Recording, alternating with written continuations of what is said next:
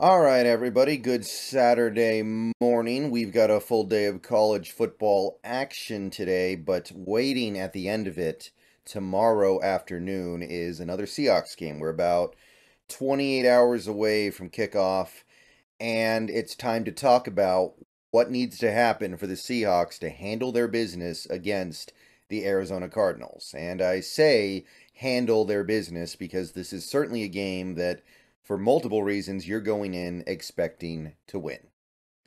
So, we're playing at home. Haven't been at home in a while. This is our first home game in almost a month. We're playing a division rival, and we've got a little bit of work to do within the division because we got off to such a bad start in week one. And we're coming off a loss. So, the team knows that stuff needs to happen this week, and I have a good deal of confidence they're going to make those things happen. They're playing a team that they're not as bad as a lot of people thought they were going to be in the offseason. They're not the worst team in the league. They're not getting blown out. They're not getting embarrassed. They look like a real true blue NFL team. So, kudos to them for all that. But at the end of the day, they're not really winning games. They won that one game against Dallas where they did play well, especially in the red zone on defense, and they did make some things happen with their running game, busting off a lot of long carries. A lot of misdirection stuff that they did really well on offense. But overall, this is not a good Cardinals team. This is not a Cardinals team that at this point can have any realistic aspirations of something good happening this year in terms of like the playoffs. This is a team that is very clearly thinking about next year with a new quarterback and possibly a lot of new other pieces as well because a lot of guys on this team just aren't that good. So, if the Seahawks can't find a way to get it done at home against this Cardinals team, we got big problems. If the Seahawks don't take care of business tomorrow afternoon, then it's time to start worrying. I got the sense that a lot of Seahawks fans, like the ones who watch my videos, a fair few of them were starting to freak out a little bit after last week's game. Last week's game is not the game to freak out on. It's the game to be annoyed by. Like, you had a chance to win, you didn't win, you wanted to win it. You get annoyed by it because parts of the team played well enough to win all day. But this would be a game that should trigger your panic if the team either loses or barely scrapes by with a win. So the big thing here for me, the big thing I'm looking for is for some of these guys to respond to the haters.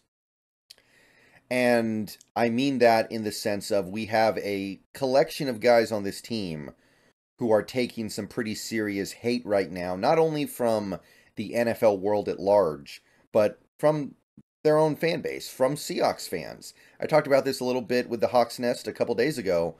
I'm feeling like this is the kind of game where a lot of the guys on this team that people are starting to question and doubt prove the haters just a little bit wrong. So let's start with the offense because that has two guys that are very clearly and obviously taking the brunt of some people's disapproval with Geno Smith and DK Metcalf. So this Cardinals defense is bad. It's really bad. It's not quite worst in the league, but through the first 6 games of the year, they are near the bottom of the league in points allowed. They don't really do anything that well, except maybe, I guess, red zone defense is all right. Their best player through the first 6 games has probably been Antonio Hamilton. He's out. Their best player, generally speaking, is Budda Baker. He will probably be back for this game. But it is not a particularly strong defense. This team has spent 2 first-round picks, including a top 10 pick on inside linebackers in the last 3-4 years. And neither of those guys are starting at inside linebacker for the team right now. Isaiah Simmons is gone. Zaven Collins is now playing as a mediocre edge rusher. So that plan has completely evaporated. They're not getting a whole lot out of some of the guys they were expecting to maybe push them forward this year. Guys like Ojulari, who I liked, we're just not seeing much from him yet. He doesn't play that much. Marco Wilson is not really developed. Their safeties after Budda Baker are mediocre at best, and they're actually going to be down Jalen Thompson in this game. It's just not a particularly notable defense. It's so lackluster, in fact, that back in week 1, they were starting LJ Collier. Now, he's gone AWOL since that first game, I believe. But that gives you an indication to how weak things are across this defense that the Cardinals are bringing to bear. They've got guys like Lecky Fotu in the middle. They've got some Kazir White starting at inside linebacker for them. They've got their Keitrell Clark, their rookie, starting, or well, not starting, but playing a pretty decent amount as a cornerback for them.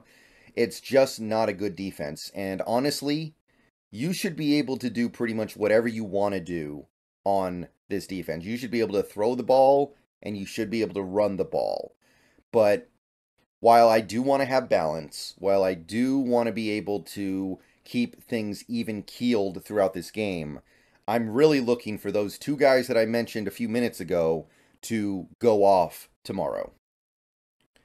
Talking about Geno Smith because there's been a lot said about Geno this week. A lot of people down on him, a lot of people doubting him. There's been a lot said about how people feel like what happened last week was some big general statement about how Geno Smith isn't that good, about how Geno Smith isn't the guy, Geno Smith this, Geno Smith that, because he played a pretty bad game against the Bengals, didn't get it done, and it left a lot of people thinking, I guess this guy just isn't that good. And it was probably the worst game Geno Smith has had since he was named the starter in Seattle. So I kind of get it.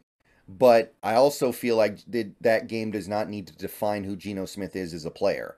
And I feel like he's heard that buzzing this week. He's heard it. I mean, he's heard it before. He's played games significantly better than the game he played last week. And he still had people trying to figure out, well, are you really the guy? Are you really that good? He's had great games, and people have still said, I still don't think he's the guy. I don't think he's any good. And I feel like that's got to make him respond out in front of his home fans in a game that we really need to win in order to have any serious aspirations this year. I think everything that has been said over the last week is going to make him respond in a big way against a beat-up secondary. They're missing their best cornerback. They're missing one of their reserve safeties, and they really don't have much to go on the pass rush. So they got Dennis Gardeck, I guess, and he looks like he's going to have a decent chunk of his offensive line, and it should be relatively healthy. So I think the stage is set for Geno Smith to go off a little bit in this game. So I'm taking the over on any Geno Smith props that are out there. And I'm also taking the over on a guy who, as of right now, we're not even 100% sure he's going to play in this game. Yeah, DK Metcalf, because there's been a lot said about him this week. He even kind of had to answer back a little bit in his press conference a couple days ago when he said, look, I'm just going to play the way that I play. And I understand that it's not going to be perfect, but at the end of the day, I don't want to stop playing football. I don't want to stop blocking receivers because I'm so good at it. It sometimes draws a penalty. You will take the good with the bad sometimes, but I think there's a lot more good than bad. And he's got a point. I don't know if I love the idea of him deciding to just deal with referees being out to get him by just daring them to do it more. But I do think that he's in for a big game because there's no Antonio Hamilton, so the Cardinals are going to be down to Marco Wilson, who's awful, and Keitrell Clark, who is a rookie, as their key cornerbacks in this game. That means DK Metcalf should be free to have a big game, and I believe that he will. As long as you can get him the ball, he's going to be looking to make up for some of the mistakes last week and some of the things that have been said this week. Like I said, the offensive line is looking better. Cross, this is going to be his second week back. Damian Lewis is back. Evan Brown looks like he will play, although there's still a little bit of nervousness there. The right side, not so great. We might be dealing with Anthony Bradford, although the way Anthony Bradford played last week, that's not a bad thing. He's at home. He should be all right. If Anthony Bradford has to play, I think he'll be okay. Obviously, Curhan playing with an injury is not ideal, but this is where Shane Waldron has to come in. He's another guy that people have been questioning this week. We need a good week from him. If you have to glue Will Dissly to Jake Curhan's hip and turn them into Siamese twins this game, then you do it. If you need to help Jake Curhan every single snap, and I don't even know if that's necessarily going to be the case because he's going to be going up against Zaven Collins, who is not much of an edge rusher, and maybe a little bit of Dennis Gardeck, although I think he usually lines up on the blind side. Then it's not the same as last week when you have to deal with Trey Hendrickson and Sam Hubbard. But you may need to help Curhan a lot in this game. So that's where it's on Waldron to call the right plays, dial up the right schemes. And I do believe that he's going to respond to some of the things said about him this week as well. So that's what this game is really about to me. Silencing the haters. Respond to the haters and leave them with nothing to say.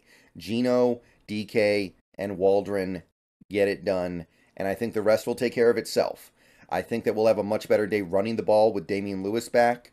Obviously, I would prefer to have the full offensive line back, but remember, Curhan's strength as a player, and I know right now that seems like a little bit of an oxymoron because people are so down on Curhan, he is a run blocker. Anthony Bradford showed last week is a run blocker. We just couldn't get anything going in the running game, I think partially because Phil Haynes was playing out of position. That shouldn't be a problem this week. It was, I think that Evan Brown gave up a little bit in terms of run blocking. Hopefully he'll be at least a little bit healthier this week, although some question marks there. Let's just go ahead and leave it at that. Maybe I mean, it's possible Evan Brown doesn't even play, so I don't want to get too far ahead of myself here. But this Cardinals team, I don't think they're going to pose the same issues that the Bengals defense did. I know the Bengals were not good at stopping the run going into that game last week either. But the Bengals were giving up a lot of their rushing yards on misdirection plays and pseudo trick plays. It wasn't just straight up running the ball, it was running the ball in a very particular way. If the Seahawks need to do that this week, I hope Waldron's got it dialed up, but realistically, I think the more traditional A-gap, B-gap stuff that you know Carroll loves should have at least a little more success this week. So that's the offense. Feeling pretty good there. The defense, the Cardinals' offense has been okay so far this year. It's been probably a little below average. However, they are missing their most important player in James Conner. James Conner is out. He's going to miss the next couple games as well, which leaves the Cardinals down their bell cow running back. They've got a couple of guys back there like Damian Harris who are going to be okay. They're going to try to hold it down, but against the Seahawks' run defense, you wouldn't expect them to be able to do that much. So the rushing attack has been kind of neutered. In the absence of James Conner, they're probably going to try to do a lot of misdirection, a lot of trick play stuff, a lot of like jet sweeps and fly sweeps and end arounds and maybe a little wildcat. So that's going to be a bit of a different challenge than what we've seen so far as the Seahawks defense.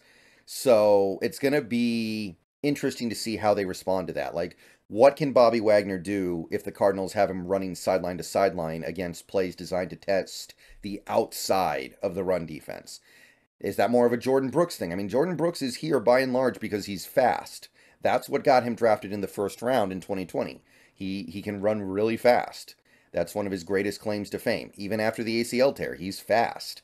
So you got to be able to chase those plays down. So there's going to be a lot on him in this game, I think, because I don't expect the Cardinals to just pound it up the middle the whole game right into Wagner's chest. So the running game is going to be different, and I am interested to see the different kinds of runs the Cardinals are probably going to try. We're going to see some probably stuff going to Rondale Moore. We're going to see some stuff going to Hollywood Brown. I expect them to kind of throw the kitchen sink out there in terms of running the ball. So Josh Dobbs, he's not bad. He's not as bad as I thought he was going to be. He's okay. He takes what the defense gives. He performs, let's call it heroically. I'm not going to call it good, but he performs heroically out there. And he's actually had better than expected play from his receivers. You would have expected the Cardinals receivers to take a big hit because of no Hopkins anymore. But Hollywood Brown has been really good, and Michael Wilson has been awesome. The rookie who I kind of liked, but I certainly didn't expect this in his rookie year. So Michael Wilson is out there killing it, providing a quality number 2 option for this Cardinals passing attack. I would also say that Dobbs is a dual threat. He can take off and run with the ball. There were a couple of big runs he had against the Cowboys, I believe, in the one game they won. So while this offense is not good right now, it is going to present some challenges that are different than a lot of other teams that we play. They're going to have a quarterback who can take off and scramble with it. They're going to have a quarterback who can run option stuff, and we need to be prepared for specifically that. So this is going to be kind of like, in its own weird way, this is like the final challenge for this defense. Yeah, you can stop really good offenses. You can stop an offense like the Bengals. You played great against the Giants. But now this Cardinals team is going to challenge you and test you in ways that those other offenses didn't do as much. Can you stop them here? And if you do, then you're really starting to build up to having just an all-around excellent defense that is ready for a championship. So while it's not a very good offense, in fact, in its current state, it might be a bad offense. I do think it presents a unique challenge that is going to be fun to watch play out. At the end of the day, the way this defense is playing should be able to get a lot of pressure on Dobbs. The Cardinals' offensive line overall is not very good. Their tackles are okay, but the interior is weak. Big week for Draymond Jones, big week for Jarran Reed. Those guys getting push up the middle on passing plays is going to be a big deciding factor in whether or not the Seahawks take care of business on D. So looking for those guys. And to me, if there's another guy on this team who needs to kind of silence the haters, it would be Reek Woolen, excuse me. Reek now. He hasn't gotten a pick yet. He didn't play that well last week. People are starting to wonder, hey, what's going on with this guy? Why is he regressing? Why isn't he looking so good? This feels like a great week for him to get an interception and let everybody know everything's cool, everything's fine, I'm good. Just a little bit of a slow start. I missed a lot of the offseason. I'm good. So Josh Dobbs, while he is a decent quarterback, he is definitely a take what the defense gives you quarterback. He cannot push it down the field well. He doesn't have a great deep arm. He doesn't have the strength to force it into tight windows. So there are going to be opportunities to take the ball away from this Cardinals team when you're on defense. And I'm going to say Woolen takes care of that in this game. So I see some turnovers. I see some good QB pressure. And as long as the game is coached well from a defensive scheme standpoint, shouldn't really have a problem, right? Like their receivers have been pretty good so far this year. But you throw Witherspoon, Woolen, and Trey Brown at them, and you should be able to take care of business. If you take care of business against the Bengals, this Cardinals team shouldn't really provide any kind of a problem there. And that's really all I can say for this game, guys. I'm feeling good. I'm feeling something like 24-10. I think our offensive line problems limit the scoring, but the defense shuts it down. So something like 24-10 or 24-9. I say the Seahawks get it done tomorrow afternoon, and I will be here after the game to talk about it. See you guys later. Go Hawks. Let me know what you think down below, and that's my pregame.